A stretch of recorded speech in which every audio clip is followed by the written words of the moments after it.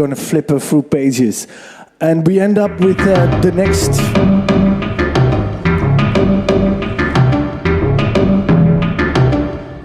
Thank you. We end up with the next section of the magazine, the claim to fame. I told you before, but I tell you again, you could be up here next edition of the 90 Minutes of Fame coming up in February. But for this first edition, we selected Niek Pulles, a designer from Eindhoven, from the Design Academy, graduated 2009. And I think if there's one academy in the Netherlands where they know how to mix up fashion and design and all sorts of communication and image designing, it is in Eindhoven. Niek already did video clips for Scream, dubstep artist, and the Dutch rapper Piet Villy. He's done commercials for Nike. He's done the costumes for dance performance. So I think he is all about fashion, design, product, 3D images, what have you not. He will give a presentation of his portfolio. Can I have a big hand, please, for Niek Pulles?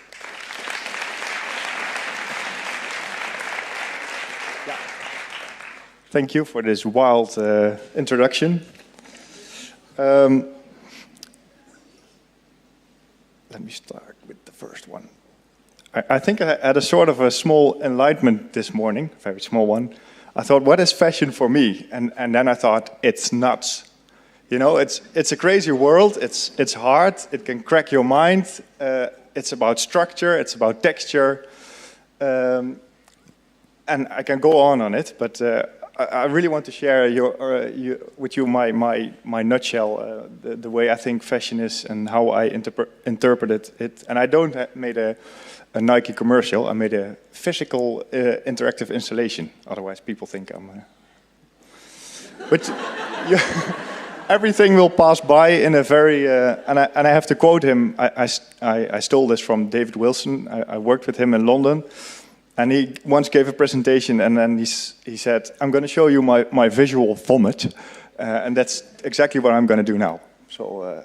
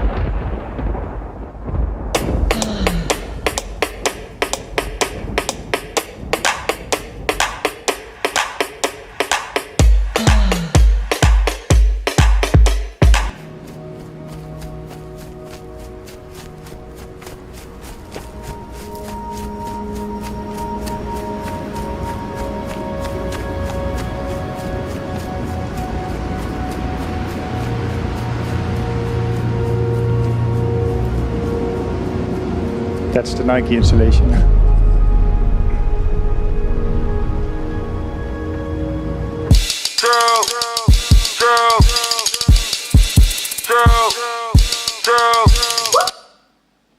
And this is a small sneak peek of a project I'm doing, inspired by the Dutch and Virtuals, which I did the visual identity of.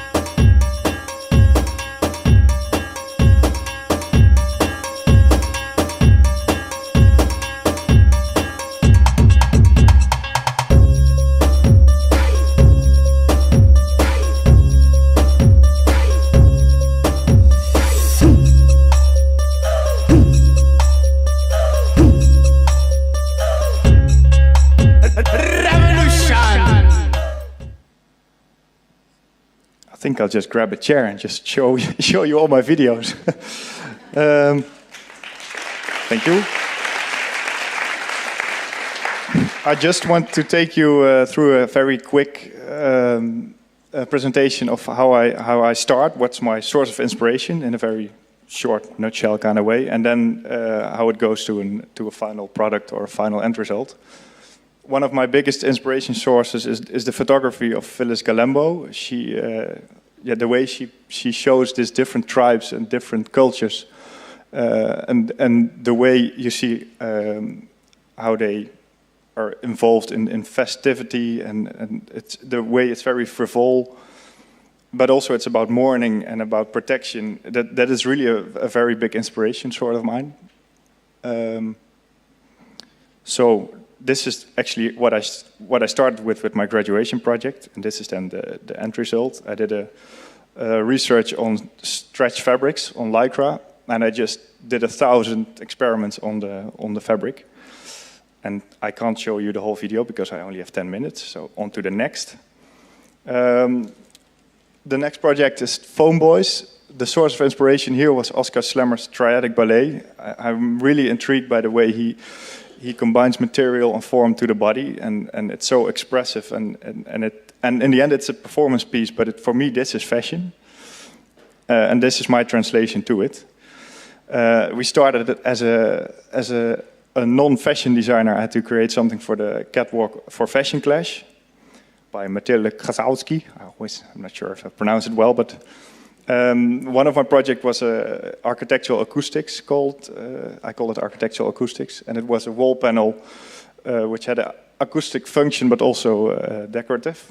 And all the rest material I used to create that suit. Then a year later, I was asked by TEDx Amsterdam to do something for the after party. And then I wanted to create some sort of a performance which get the attention and bring people to the after party. So I showed the picture of the foam boy and then the triadic ballet, and then they thought, okay, let's do it. And then I created the colored foam boys. And half a year later, I got a call from Paris, and the foam boys were moved to a fashion exhibition called Arg Monsters in Fashion. And that was just amazing. I was standing there between pieces of Alexander McQueen and Martin Margiela. So I was shocked, literally. And then, and now also the exhibition is in Utrecht, Centraal Museum. And I think it's continuing also to London. So the foam boys are traveling a lot. Next project, I'll also keep this very short. It was a fashion exhibition design I did for Krabbedans during Modebelofte 2012, and I created the whole space and environment. And the theme of the design week was a brave new world. And I thought I'm just going to create a new kind of race. So I mixed literally black and white and painted it all these puppets and mannequins. And it became a very futuristic exhibition. And I'm glad that all the designers liked it, and it also matched the clothing, because it could also be for them quite a shock that it are like very heavy mannequins. But they were all very glad, so I'm happy with that. And this is the new project, which is really inspired by the project I did for Dutch in Virtuals. I made in a very short amount of time the visual identity which Jolan was in, Dutch in Virtuals. I made 12 masks, and the way I worked was really hands-on. I had 2 days to make the masks, and it was just claying, and hands-on, and then suddenly I had a table full of masks. But then I thought I need to do something with it. And again, responding to the Phyllis Galembo photo shoot, I thought I'm going to make a sort of trend forecast of a future tribe. And now I'm going to show you sort of a brain fart of mine. I'm always making small videos for myself just to communicate with myself, okay, what am I doing? So I was really inspired by the Western car culture, but also West African tribes, but also a sort of, how do you call it, flashback to my youth. I was really intrigued by cars and computer games and car characteristics. So this is the brain fart. I played this on my PC. Not the best movie ever, but you get the idea.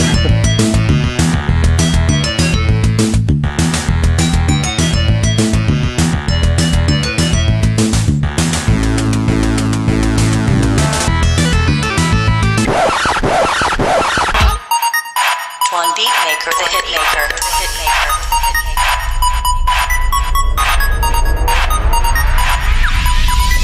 put my marrow on them 30s, marrow on them 30s.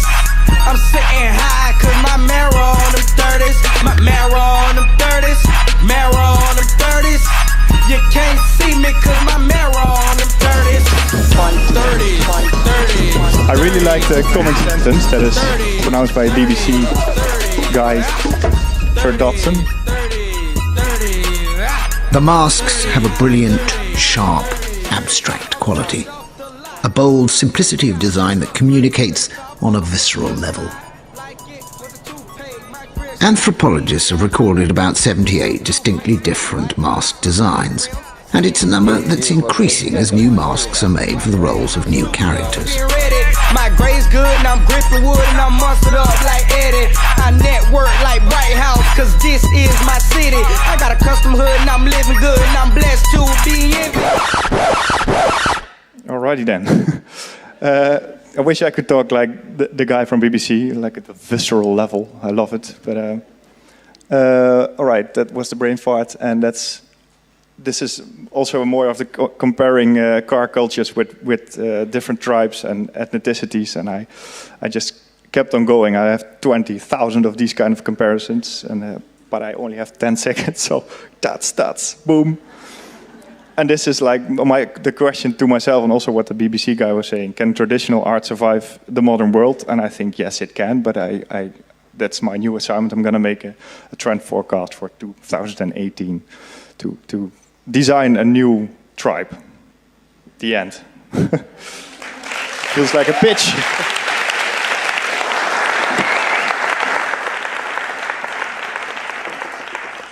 Niek, thank you for a guy producing brain farts and visual vomit. My compliments. I've never seen him as beautiful as this. One thing, you said, can traditional art survive until 2018? Do you consider what you're doing as traditional art? It seems to me like you're sort of circling around all different sorts of discipline and creating sort of an artistic void that you fill up yourself. It seems to me like you're not making traditional art at all. No, but I'm really inspired by it. And I think we need traditional art and history to create new stuff. Maybe that's cliche, but we need it. And we should never forget it. Ah, okay. More of the stuff can be found on your website? Yep. Okay, definitely. And there we can all surf around for hours and hours. But new stuff coming up. For now, I think you made your claim to fame. Thank you very much, Niek. Thank you. Thank you.